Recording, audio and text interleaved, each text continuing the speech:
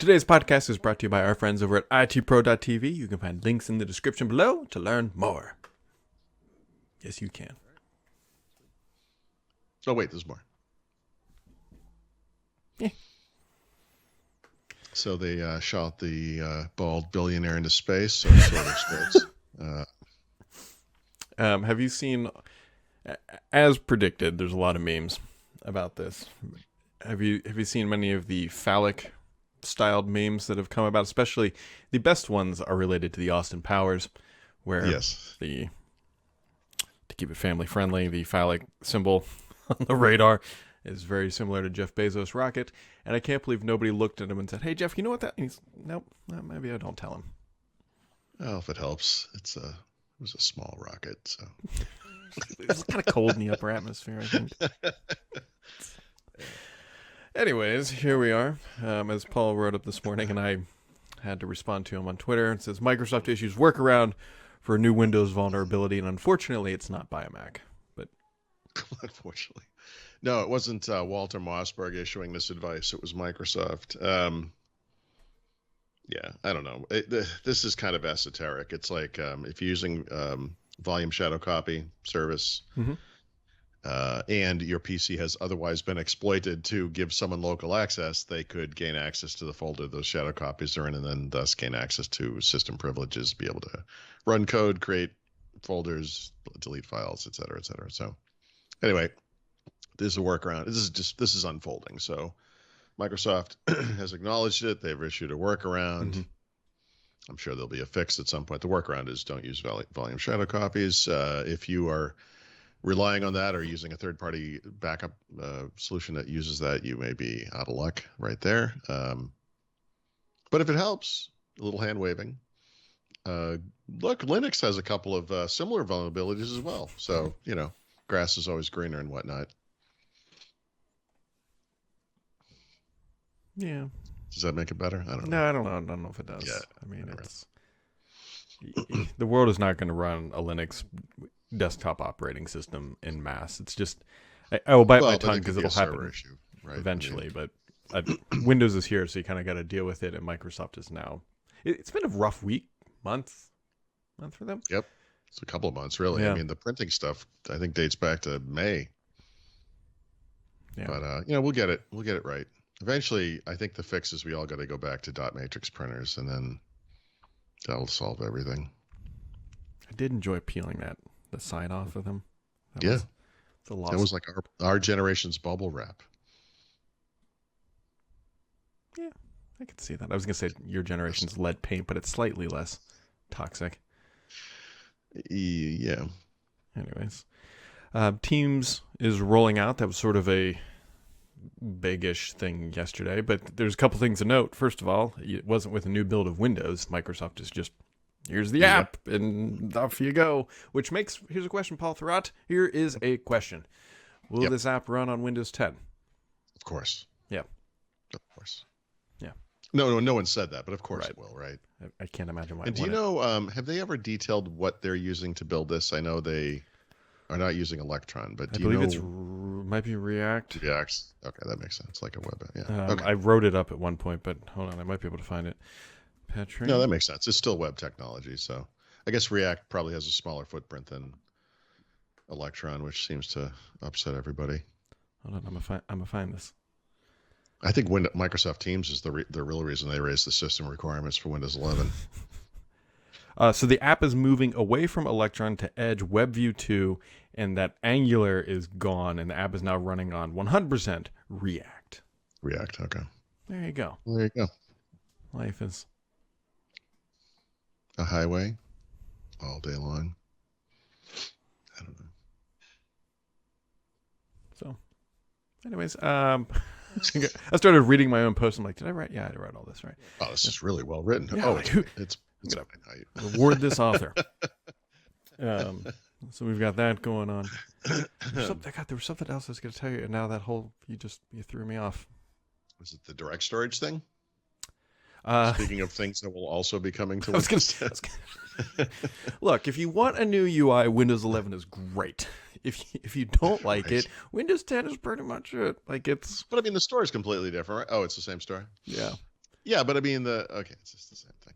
Actually, one of the funny things is one of the discussions recently has been about the context menu thing and how it's simplified and everything. And if you are using Windows 11, you can right click and it's bigger, right? They're using a much bigger font. It's a different font as well.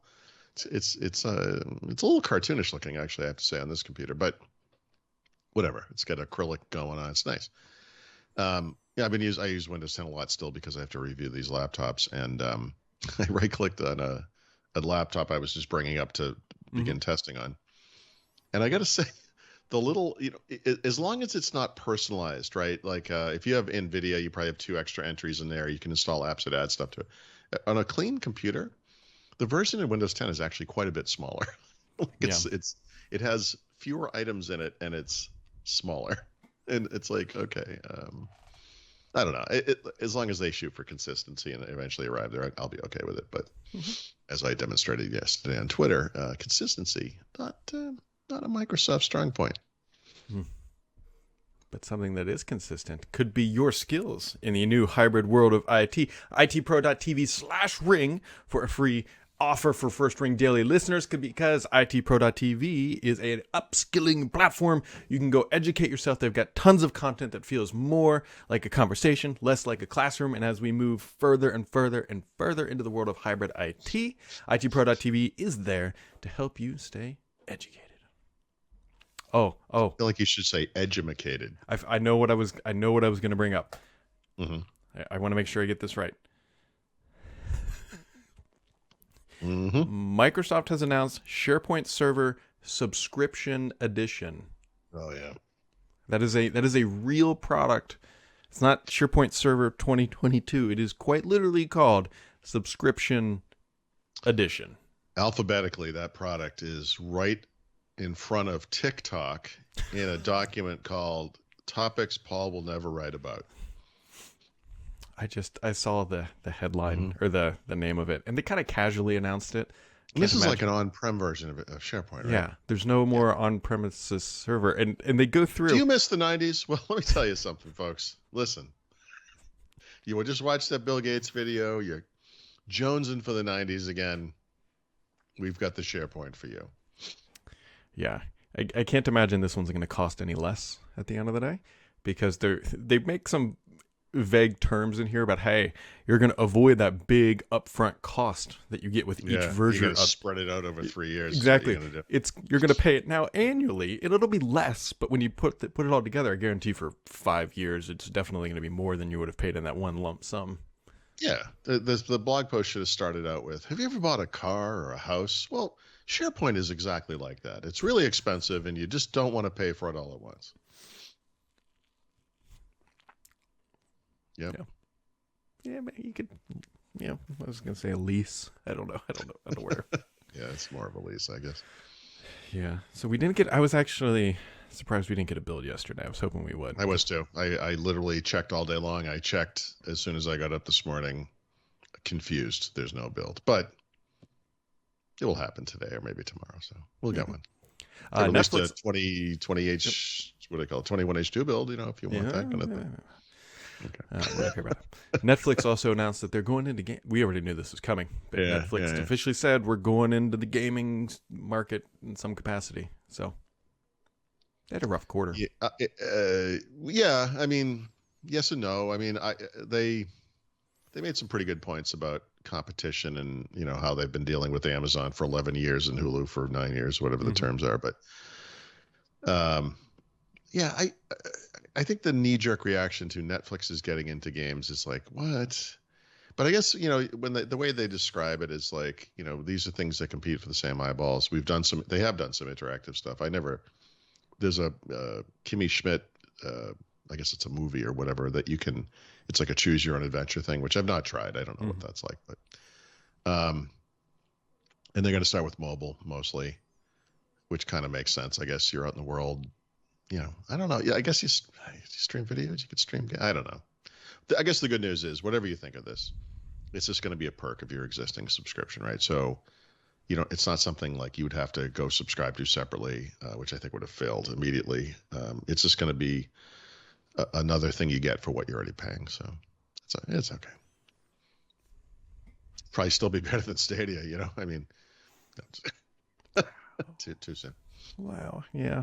I feel like those two could like have a nice little relationship together somehow, but the big hand of antitrust may not allow such things to happen. Right. So, I don't know. Well, we will see what else happens today. But if you do get bored, you can head on over to itpro.tv and upskill yourself. But make sure you go to itpro.tv/ring. We'll catch all of you right back here tomorrow, unless the big hand of antitrust kills us. Oh, boy. We have a monopoly on dumb.